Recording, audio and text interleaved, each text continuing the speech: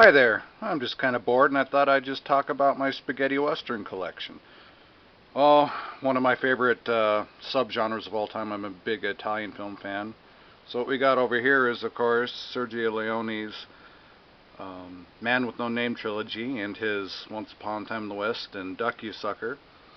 And of course the Sabata trilogy, which I really enjoyed the first one, and both of the official Trinity films. Not a huge fan of spaghetti western comedies, but these do give me a slight chuckle. I do have some other ones that I really do like. Of course, Sergio Leone's take on the spaghetti western comedy with My Name is Nobody. And then we have Anchor Bay's original releases of their spaghetti western collection of the great A Bullet for a General. Really like that one.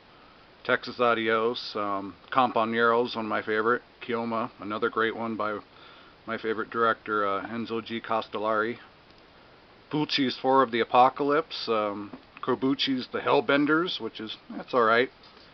Take a Hard Ride, which is, of course, kind of a bizarre blaxploitation mixture of a spaghetti western. It was alright. I got 2 copies of Django. I originally bought Blue Underground's version first. Before I realized that the out-of-print Anchor Bay version is the only way to get Django Strikes Again. I figured I'd just keep the Blue Underground one. It actually does have a little better transfer, and it does give you the option of Italian language with English subtitles, so I figure why sell it for a couple bucks, I'll just keep it. We have Django Kill, one of the best unofficial sequels. Run Man Run, the really entertaining sequel to The Big Gun Down, which is not on DVD. Why that isn't, I will never know.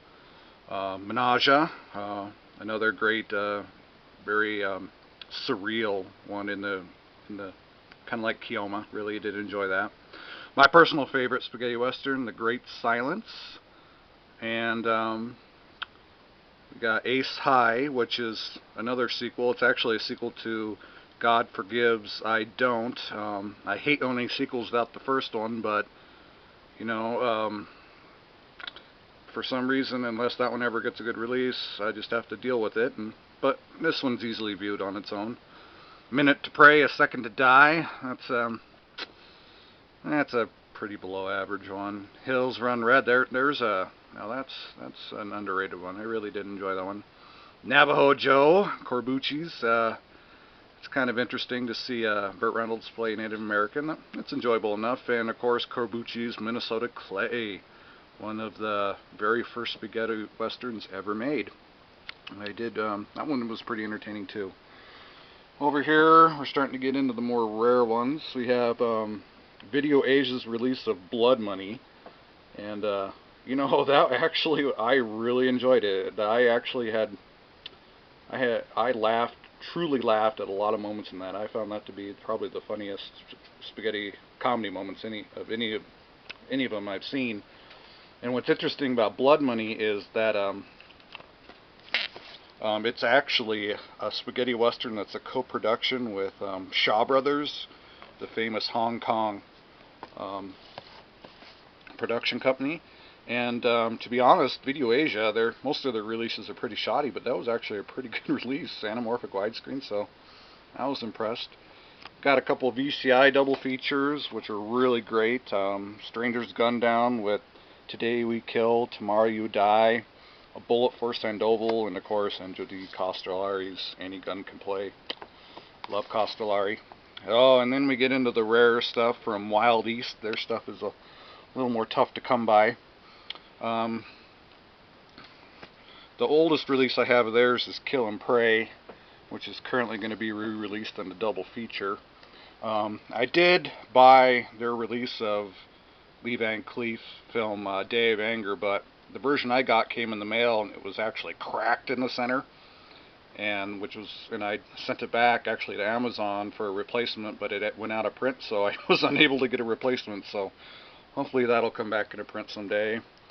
The really cruddy western Pistoleros. Ben and Charlie. This was actually a pretty good spaghetti western comedy. I was really enjoyed that one. Lee Van Cleef double feature with Beyond the Law and the Grand Duel. Beyond the Law was a little disappointing, but I did enjoy the Grand Duel. Dirty Outlaws, there's an obscure one.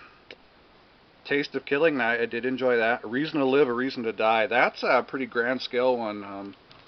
This version that Wild East released, which is currently out of print, that it is completely uncut. But the only problem is that James Coburn in the uncut version doesn't dub his own voice, but I guess you can't have it all. Fort Yuma Gold, that was a pretty decent one. The Clint, the Stranger duology. That's kind of like a spaghetti western version of Shane. It was kind of tamed, what I usually like, but it was alright. The sequel wasn't very good, I will admit that, even though it has Klaus Kinski.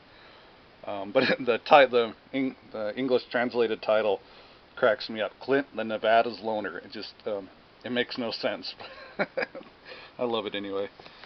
Jamango, I did like this one quite a bit. That it's kind of a dirty, scruffy, it's kind of definitely a Man with No Name mold, and I really did like that. Enjoyed that one a lot. Another Django the Last Killer, Hate Thy Neighbor. Hate Thy Neighbor, that was kind of odd because I think Wild East got the rights to a print that didn't have any title credits, so they made their own, and they weren't very good credits, but oh well, can't have it all. Oh, here's a great double feature, Forgotten Pistolero and then Holy Four. If you're a spaghetti western fan, I really recommend picking those up. This one's a pretty crummy one. 3 Bullets for Ringo. That's one of the worst spaghetti westerns I own here. Oh, here we get to Castellari again. Kill Them All and Come Back Alone. Really action-packed, great stunts.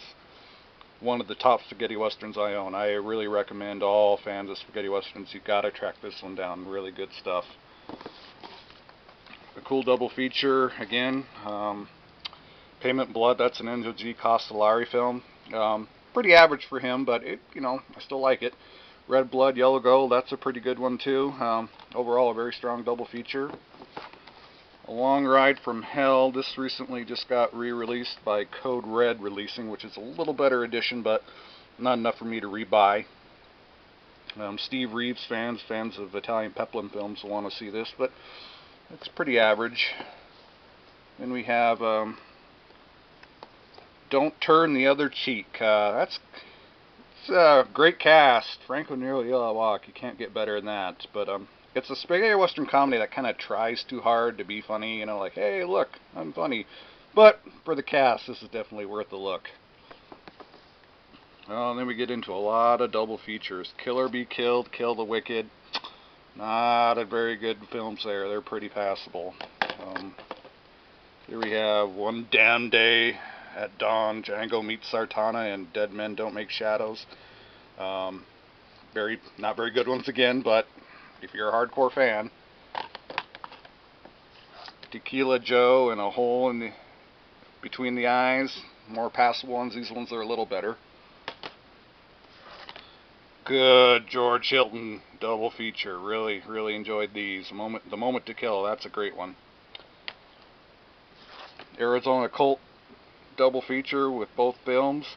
I missed Wild East's original release under the title The Man from Nowhere, so I was really glad to see it get re-released, so I was able to pick it up. That was really worth it. Really like those films. Here's a double feature of some obscure ones. These ones are pretty kind of below average, but worth it for fans. And It Can Be Done, Amigo. I actually really enjoyed this one. I was surprised. It's a spaghetti western comedy, but I enjoyed it a lot more than I thought it would. And I own Video Asia's release of the Sartana, The Complete Saga. These, they're not very great quality, but this is the only way you can really get them. It has all 5 of the Sartana films, the official releases, plus a lot of the unofficial ones, but it's worth it for fans, but I hope some better releases come out later. Well, that's it for my collection there.